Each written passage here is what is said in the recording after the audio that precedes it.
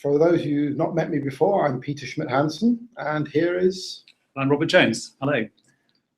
So I guess one of the things that we're very excited about now, Robert, is the fact that we're so close to the new intake for the Brand Leadership course. Indeed. I mean, we were just chatting just now about late applications. So we've still got applications coming in. We're still interviewing. And there seems to be some really good people coming in at the last minute. So I think you will be joining a very good group this year. I'm just going to pause though, because I'm not sure we have something there that says 0 viewers. So I'm not sure whether we have anybody live. Is that how you tell, Rose, from that number there? So we probably can stop until it says 1. Okay, Yeah, I think so. Yeah. Is that right? Okay. Yeah. I think that's probably right. Let's have a look. Or we could just talk to ourselves. Have a nice chat. Yeah. Yeah, 0 viewers at the moment. So Okay. You can stop the broadcast. Well, we could stay live, couldn't we, in case somebody joins? I guess. Yes. Okay. So we're expecting well, at least one person to join. Yeah. I'll talk a little bit about the cohort, as I think it's going to be. Brilliant. And one of the really good things I think this year is what we've seen in previous years, is that we've got people from all around the world. Yep. And also some new countries this year that we've not had in the past. Yep. So as usual, it's going to be the wonderful international mix that we have. Yep. And I think probably this is looking like one of the biggest cohorts we've ever had. Still small numbers, so it's still a good experience for the students, but actually a slightly bigger one. And I think that's probably as a result of all the successes we've had from all our alumni. Yes. And all of a sudden we're seeing the course reach a good profile now. That's right. So it's a lot. We've made a lot more offers, haven't we, this year? That's right. Yes. Yeah. Yes. More offers, and I think more strong offers as well. So I think I was doing a very quick count up, and it looks like we've got people from something like 17, maybe 18 different countries potentially coming on the course. Right. So that's really good, and again, it reflects the global reach that we've got, which is good. Yeah. And a couple from we've got a couple of viewers now. Hello. Hi. Hi. Welcome to the webinar. We've just caught Peter and me chatting about the group that you'll be joining. We should just introduce ourselves again, Peter. Yes. For those of you who've not met me, I'm Peter Schmidt-Hansen. Hi, and I'm Robert Jones. Thanks very much for joining us. And Rob and I were just talking about the cohort ahead and how excited we are about it, because yet again, it's a wonderful mix of students from all around the world. And I think at latest count, we're looking at something like the high teens in terms of the different countries that are represented. So from North America, South America, Europe, Africa, Asia, all around the world. It should be a very exciting year ahead, I think. But we do still have people applying. That's right. And some very good people as well, Yes, by the sound of it. yes, So yes. it's always the build up to the end of September is always very exciting, because we've met you all by Skype, but that's not the same thing as meeting you face to face. And that day at the end of September, when everybody's in a room for the first time and we all get to know each other, in some ways it's the highlight of the year, isn't it? That's the most exciting moment of the year, when we all and what always strikes me is how quickly we discover what we have in common through the language of brands. Yes. And within half an hour, we've worked out who are the Apple fans and who are the Samsung fans. And it all takes off from there, really. But we are here for half an hour or so to answer any questions you have. This is really your time. And Rose, Rose, you probably haven't met, but you would have emailed Rose. Rose is, I'm going to show you Rose. Here we go. Rose is, there's Rose. Is sitting next to us, and I guess you'll feed through questions to us. So do ask, and Rose, just remind people how they can ask questions. So you can ask questions if you email brandleadership@uea.ac.uk, or you can tweet at us. We are @brandleaders on Twitter as well, and we'll be checking both of those. Great. Now, we did have an email from Diana. I'm guessing, Diana, you're one of the people on the webinar, and you were asking, I'd like to hear everything you can tell us about what's coming, which could take quite a while. I'm really interested in the approaches that we'll have with worldwide leaders and about the experience they can share with us. So I guess that's in particular thinking about the people that we call the brand leadership family. That's all the people in the business world. And there's over 100 of them, I think, now who take part in the course in one way or another. So, Peter, how would you describe the experience of that? Yeah, I mean, I think one of the great things for you as students is going to be the network that you build up, because we have people coming to us here in Norwich. We're not far from London here, only a couple of hours by train, even less than that. So we have people coming here to Norwich, business leaders, brand leaders, but we also go and visit them in their own backyard. So we're going to be going down to London, visiting brands, brand consultancies and so on. And I think one of the really key bits of advice that I'd give any student joining the course is make sure you make the most of those opportunities and go away at the end of the year with a pocket full of addresses and contacts, because it's through those networks, through what Robert calls the brand family, that you're going to be able to get the best possible opportunities for your careers. I think in that respect, we differ from just about any other of the courses around, is that we've got this total engagement with the brand industry. And as our group of alumni grow, those opportunities only multiply. So yeah, very exciting times. Peter and I are in the middle of setting up visits and masterclasses for the coming year. So we're hoping that we will get to visit a beer and wine company called Adnams that will visit Norwich City, which is the Premier League football club, which is just down the road. Virgin Money is a local business. Unilever, we have people in London who are keen to meet with the students. Lotus Cars is another business not far from here. We're hoping to visit them in the course of the year. Google is an annual fixture. We will, I'm sure, be able to go down and see the amazing space that Google have in London.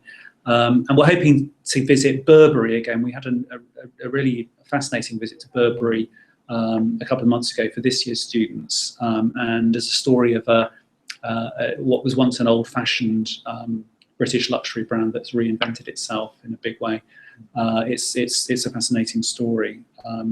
And then we've got at least 4 masterclasses each term with, and I'm hoping that one of them will be a guy called Matthew Higgins from my favourite bank, First Direct, which is of all the banks in Britain, the one that has by far the highest level of recommendation from customers.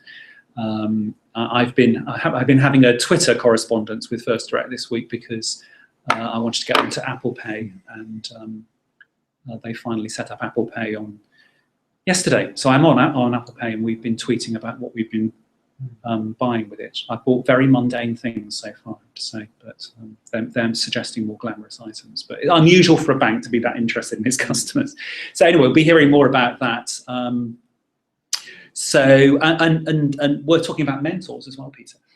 Absolutely, yeah. I mean, one of the benefits we have from the brand family is that we've got these contacts who are embedded within the brand industry. Some of them are at senior level, so we have chief executives, creative directors, chief operating officers, and so on. But increasingly, we are seeing some of our alumni now wanting to take on the role as mentors. They might not be quite so senior in the industry, but what they have done is gone through the brand leadership experience, and that can be incredibly useful for our students to benefit from their recent experience of the course.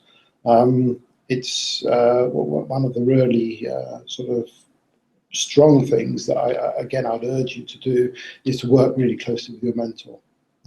Absolutely, absolutely. So we have 3 of you on the webinar now, which is great. A warm welcome to all of you. I'm just wondering if there's any more questions coming in, looking towards Rose. Yeah. Okay, nothing. So I was thinking just back to the email that Diana sent us. and I think in that she was addressing the question you posed about brands being cause and effect and so on. And, oh yes. I was sort of reflecting on that myself, in fact, and I was just thinking that, you know, it's a very symbiotic relationship. You know, does a good company lead to a good brand, or does a good brand lead to a good company? And I think it's a bit like chicken and egg. You can't really separate the two of them. And if you've got a great bunch of guys with similar values, they can instill into the brand of the company their values. Yes. But equally, if you've got a brand which is believable and everyone wants to sign up to, it attracts outside talent to Yes. that company. So it is very chicken and egg. Chicken and egg. I'm writing a book at the moment, and for that book I had an interview last week with the marketing director of Ryanair, a guy called Kenny Jacobs. And I was expecting, I don't know whether any of the you guys on the call have flown on Ryanair, but I was expecting a story about Ryanair making a conversion from not being brand led to being brand led. I'm just disappearing because we're running out of power. I need to plug in. Even here in Norwich, we have to rely on the electricity grid. So we're just going to get a power cable out and get that sorted out. The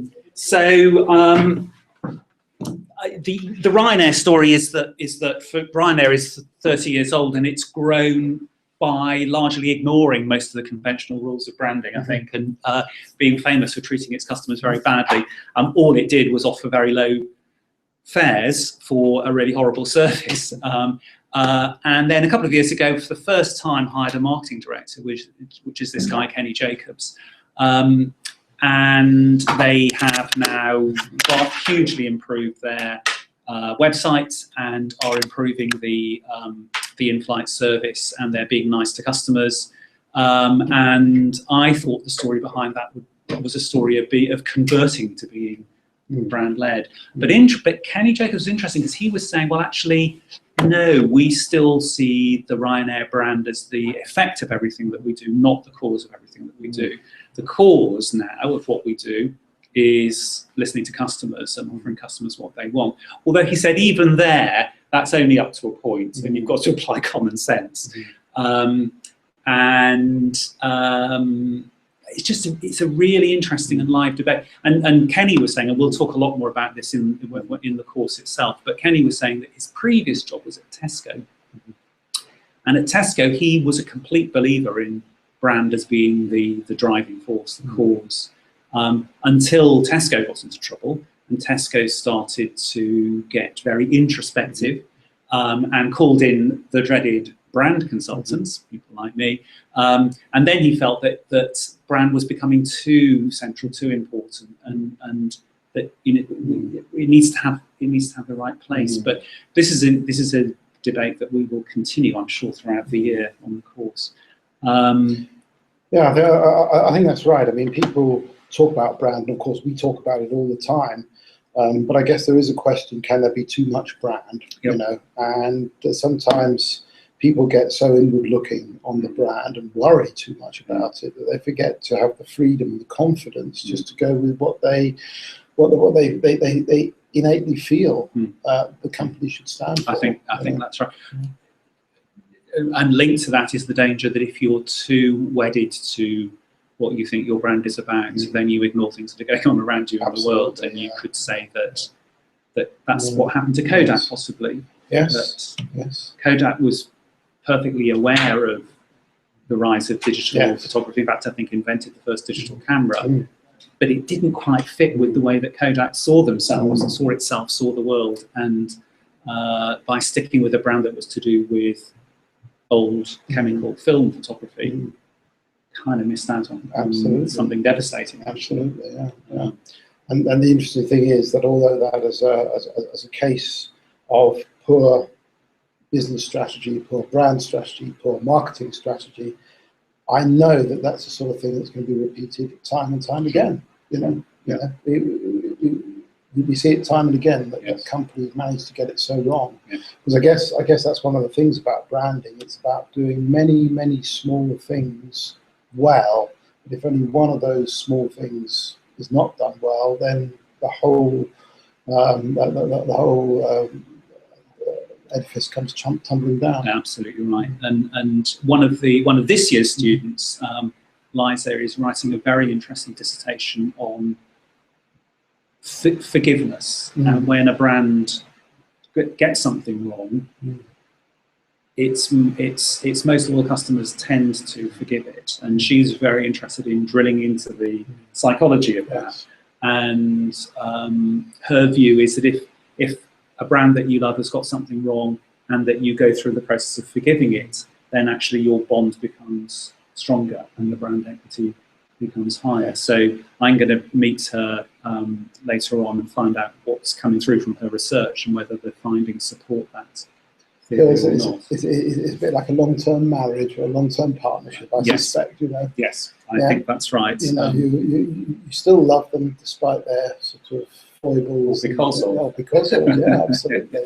Well, I mean, that's interesting you say that, because you know, we regard brands as having human characteristics, and actually a brand which is perfect in every way is somehow inauthentic and not real and not believable. Yeah. So perhaps a brand does have to have problems and faults, because we can relate to them much more easily. You know, they're not automatons. You know, it's not artificial intelligence. You know. And maybe that's one of the opportunities of social media, that because communicating through Twitter or Facebook is not carefully considered conventional advertising or PR, it has more authenticity. It's a person speaking to a person rather than an institution speaking to a consumer. So that might be one of the ways in which social media actually enriches. Yes. But again, I suppose that leads to the question: how much do you control what you do? Yeah. You know, should you, if you were the boss of a company, say, here is our brand book and here is our communication book, and no one must ever differ from it? Yeah. Or do you actually say that these are guidelines, and as long as we adhere to them roughly, you know, that's okay? Or do you have a much more flexible approach? And I think in these days, perhaps, although it's a bit risky, something which is flexible, where people can have their own opinions, provided they buy into the idea of the brand, is probably the way forward. Sure, that's the direction. Great, okay. Well, we are 22 minutes past the hour, so I guess we've got another 10 minutes, a bit less to run. So just Rose is coming through with some questions. Okay. Right, some very practical ones from someone called Simon. How many days a week are the classes held? How many hours a day do I need to study? How long is each module? Do you want me to talk to that, Robert? Well, yeah, why don't you please? I mean, typically our week is a very busy one, but most of the formal lectures, the face-to-face lectures, take place on a Monday, Tuesday and a Wednesday.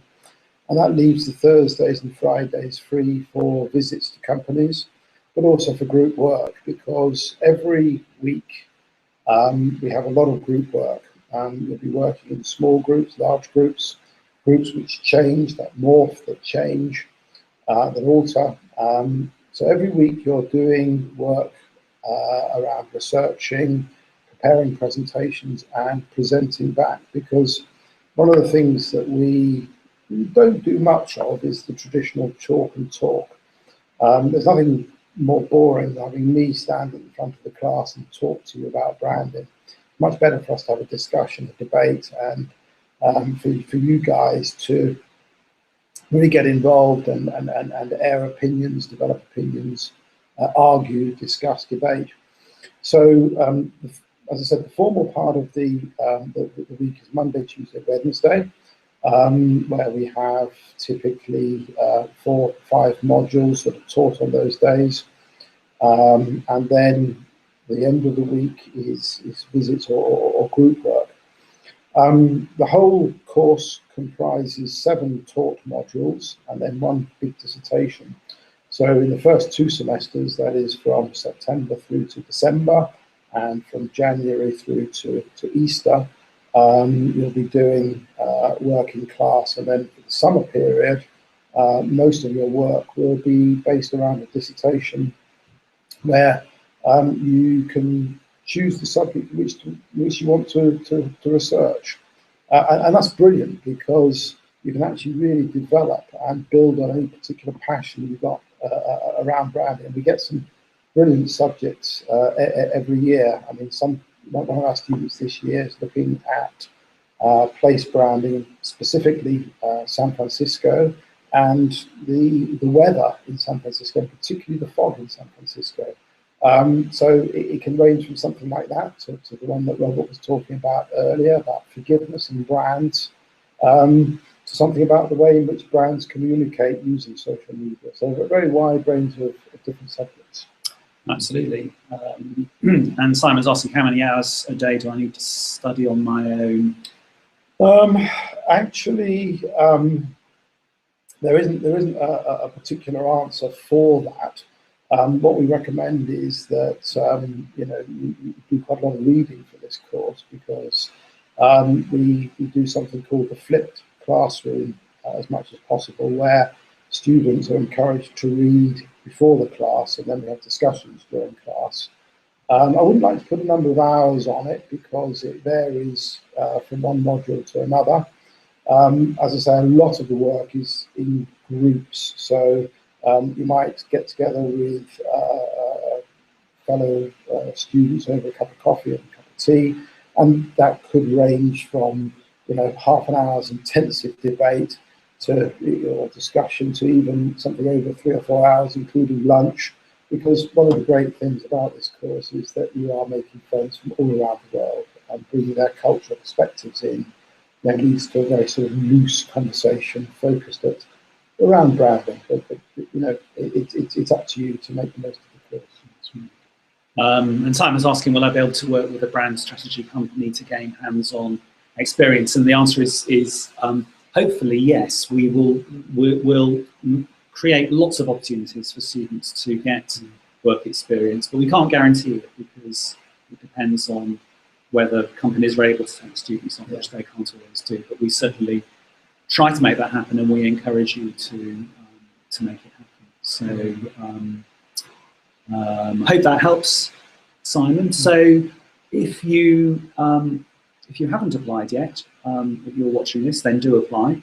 If you have applied, then we look forward to interviewing you, and if we've been able to offer you a place, then we very much hope to see you here in September.